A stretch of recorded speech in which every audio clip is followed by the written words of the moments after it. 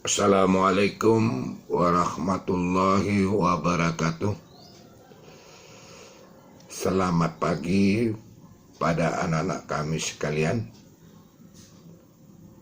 Sebelum kita akan mulai pelajaran kita pada hari ini, sembari kita berdoa, kiranya Allah Subhanahu wa Ta'ala memberikan berkah dan rahmatnya di dalam kita melanjutkan pelajaran kita pada pagi hari ini lewat dalam bidang studi pelajaran agama Islam di kelas 10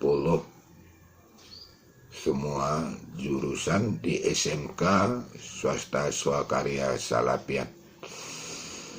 Baik anak-anak kami sekalian, sebelum kita akan mulai pelajaran kita, mari kita membacakan salah satu ayat untuk pembukaan kita, belajar kita pada pagi hari yang berbahagia ini. A'udzubillahi minasyaitonirrajim. Bismillahirrahmanirrahim. Ya ayyuhalladzina amanu ati'ullah wa ati'ur rasul wa ulil amri minkum.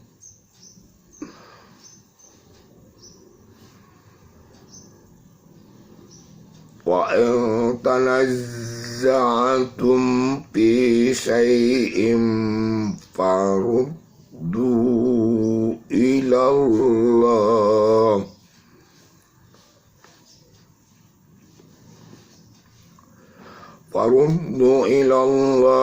wa rasuli in kuntum tu'minuna billah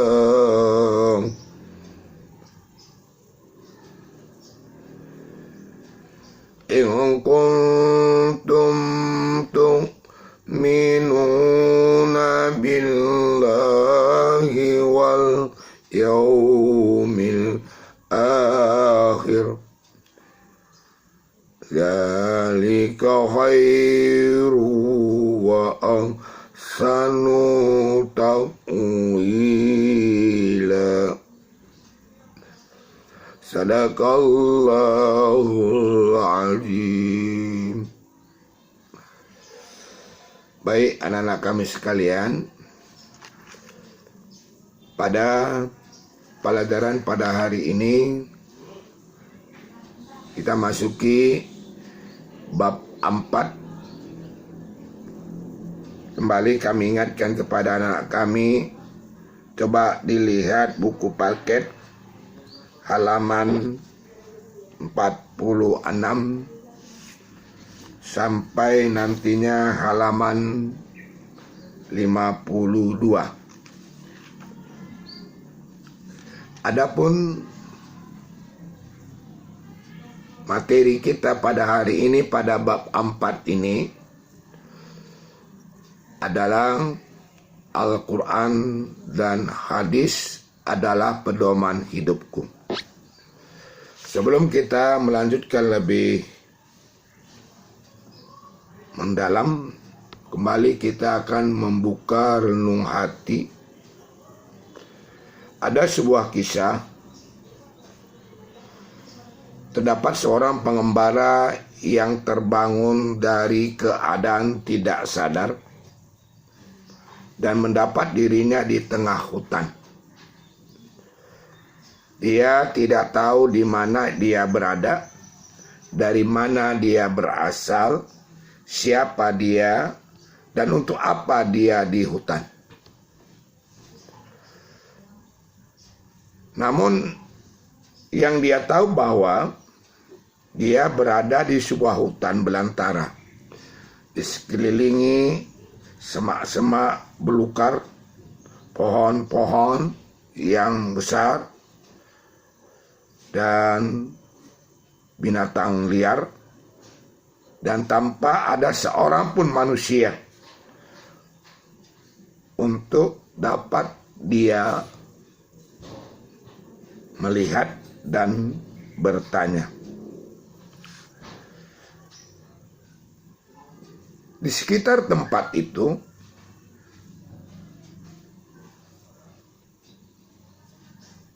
dirinya terbangun dan tanpa ada seorang manusia pun untuk tempat bertanya.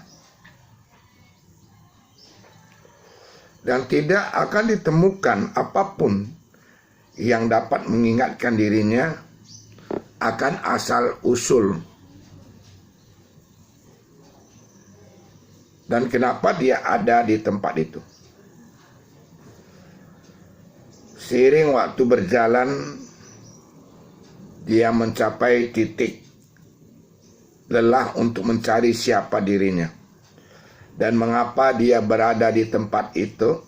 Akhirnya dia lakukan dalam keseharian hanya bertahan hidup tanpa ada tujuan dan arah yang pasti, sehingga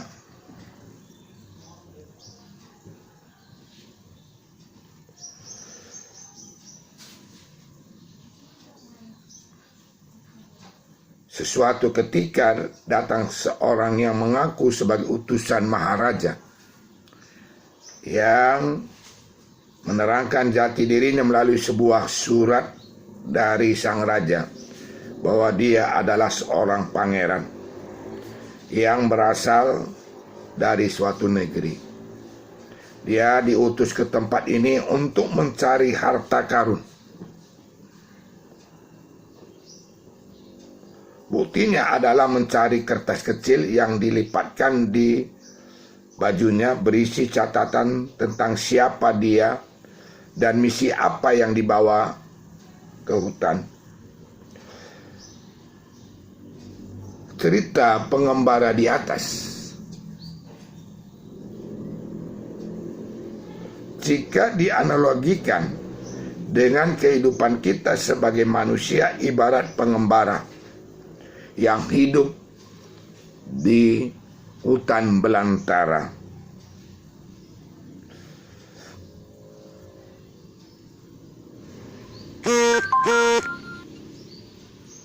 Seandainya saja tidak ada utusan yang membawa petunjuk, tentulah kita akan tersesat dan kebingungan dalam mengurangi hidup ini. Bagi orang yang tidak beriman atau kita katakan materialis, ateis, dan hedonis,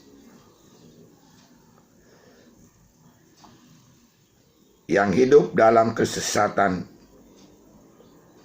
maka dia akan tidak mencapai tujuan hidupnya. Dalam rangka mewujudkan diri bahwa kita tentu hidup di dalam dunia ini, ada tujuan kita,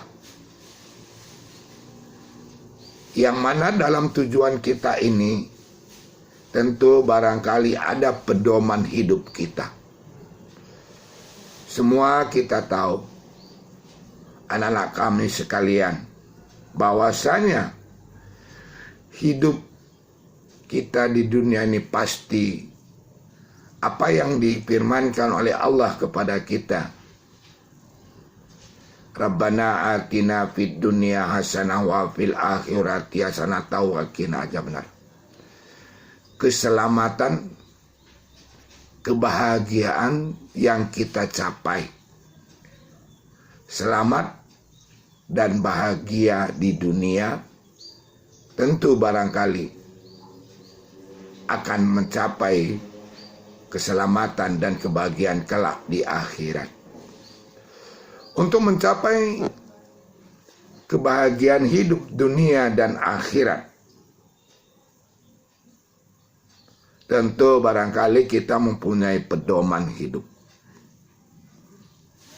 Itulah Al-Quran yang diturunkan oleh Allah kepada baginda kita Rasul Nabi Muhammad SAW.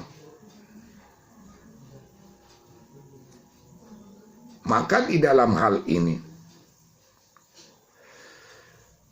segala perkataan dan perbuatan, tingkah laku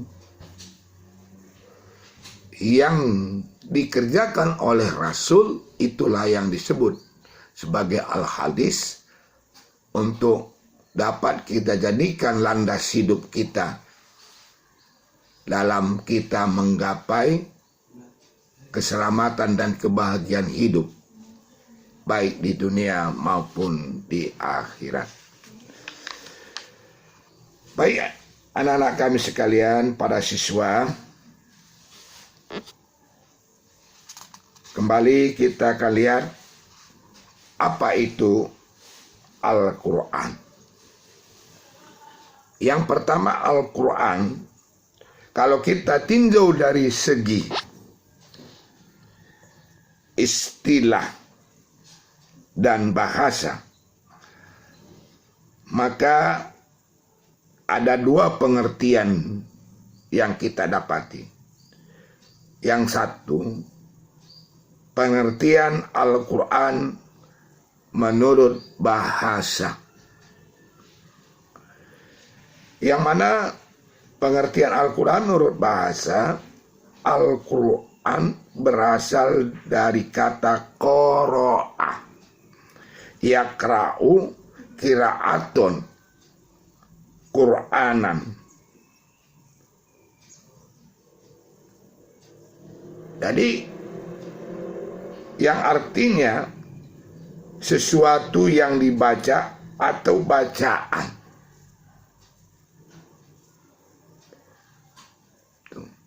Sesuatu yang dibaca atau bacaan. Itulah pengertian Al-Quran dari segi bahasa. Nah, kalau menurut istilah bahwa Al-Quran adalah wahyu Allah yang diturunkan kepada Nabi Muhammad SAW melalui malaikat Jibril untuk disampaikan kepada umat manusia agar mencapai kebahagiaan dunia dan akhirat. Sedangkan membacanya adalah ibadah. Itulah pengertian Al-Quran dari segi istilah. Maka di dalam hal ini, Al-Quran ini merupakan sumber dari segala sumber hukum untuk dijadikan pedoman hidup bagi umat Islam. Dapat kita ketahui bahwa Al-Quran itu terdiri dari 30 juz,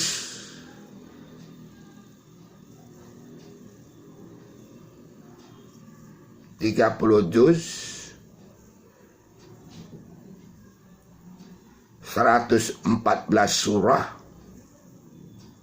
6.666 ayat.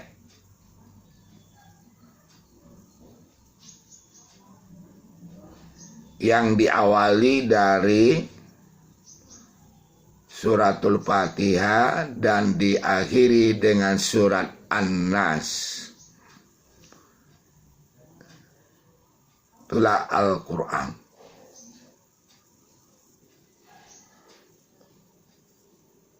Jadi turunnya Al-Quran kepada baginda Rasul melalui malaikat Jibril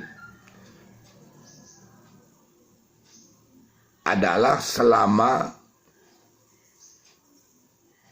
lebih kurang daripada 30 tahun. Jadi turunnya Al-Quran ini kepada Rasul, kepada baginda Nabi Muhammad SAW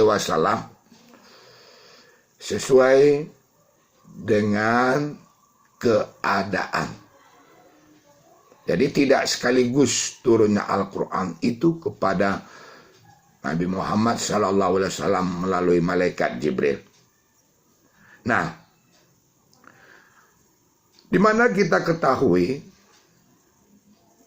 bahwa Al-Quran ayat yang pertama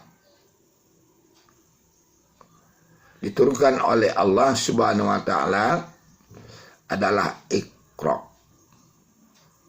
Itu ayat pertama.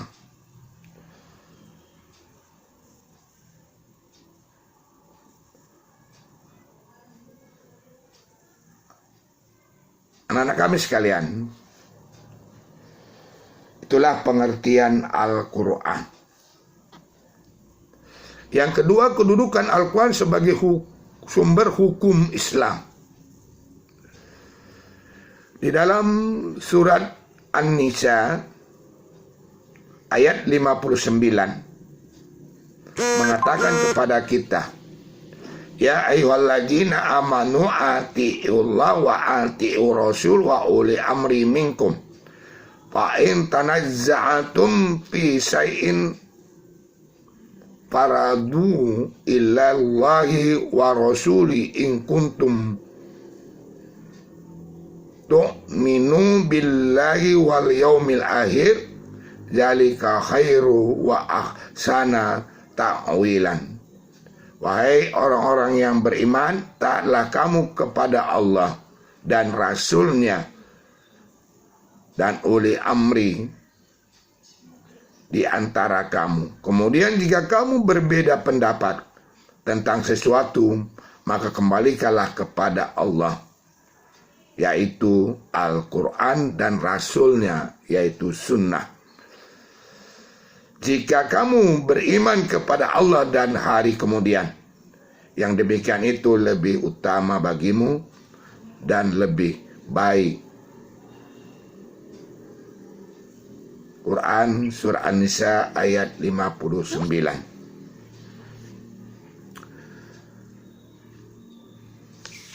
Dari uraian tersebut jelas bahwa Al-Quran adalah kitab yang berisi sebagai petunjuk dan peringatan bagi orang-orang yang beriman dari segala sumber hukum baik dalam konteks kehidupan di dunia maupun di akhirat kelak. Namun demikian, dapat kita ketahui hukum-hukum yang terdapat di dalam Al-Quran ada yang bersifat rinci dan sangat jelas. Maksudnya ada yang masih bersifat umum dan perlu pemahaman mendalam untuk memahaminya. Jadi di dalam sifat yang perinci ini, contoh yang Bapak kemukakan, aqimi sholat wa atu zakat. Hanya Allah mengatakan kerjakan sholat dan bayar zakat. Bagaimana cara kita melaksanakan sholat? Maka di sanalah akan diterangkan oleh baginda Rasul cara-cara sholat itu dan cara-cara membayar zakat. Yang ketiga, kandungan hukum di dalam Al-Quran. Satu, akidah dan keimanan. Di dalam Al-Quran memperjelas bagaimana akidah, keyakinan, ketakwaan kita, yaitu keyakinan yang tertancap kuat di dalam hati, akidah terkait dengan keimanan terhadap hal-hal yang wajib yang tersangkum dalam rukun iman, yaitu iman kepada Allah, malaikat, kitab suci, para rasul, dan hari kiamat, serta qada dan qadar yang datangnya dari Allah Subhanahu wa ta'ala. Tadi di dalam akidah ini banyak ayat telah diterangkan. Dalam surat Al-Ikhlas, Qul huwallahu ahad, Allahus samad, lam yalid wa lam yulad wa lam yakul lahu kufuwan ahad. Katakan ya Muhammad, Allah itu Esa. Allah itu tidak beranak dan tidak pula diperanakan, dan tidak ada sekutu bagi. Itu salah satu memperkuat keimanan kita dan dijelaskan di dalam Al-Quran.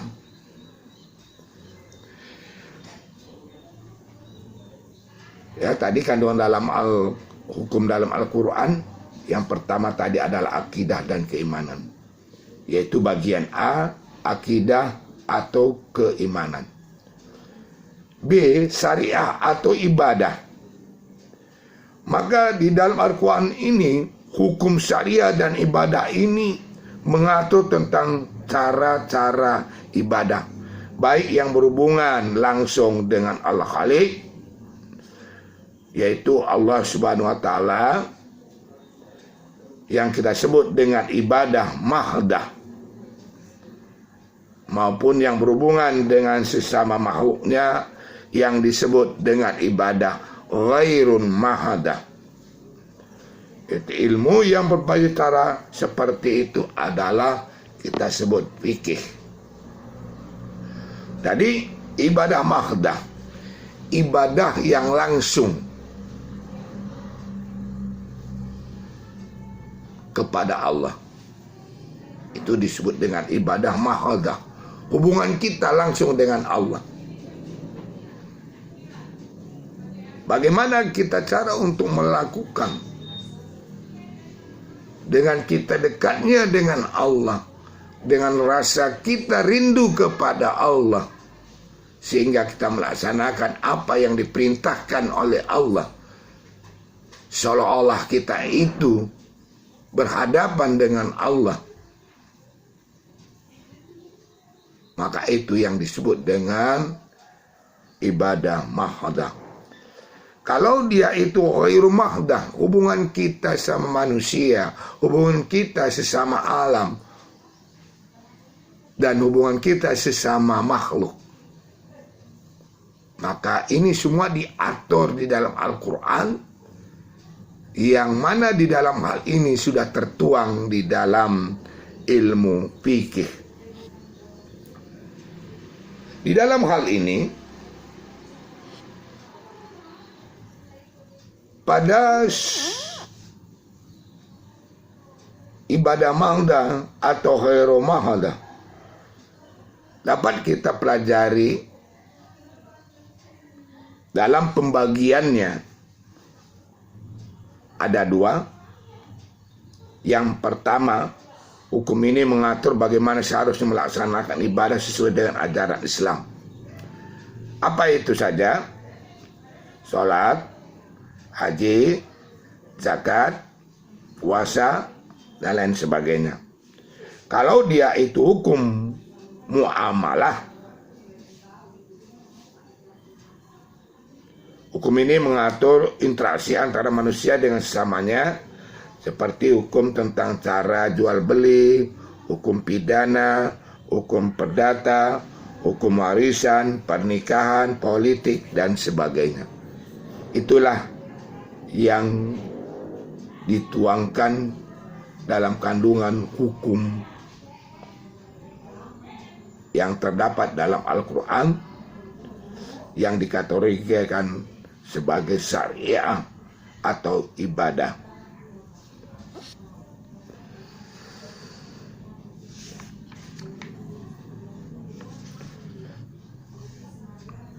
Jadi anak-anakku sekalian,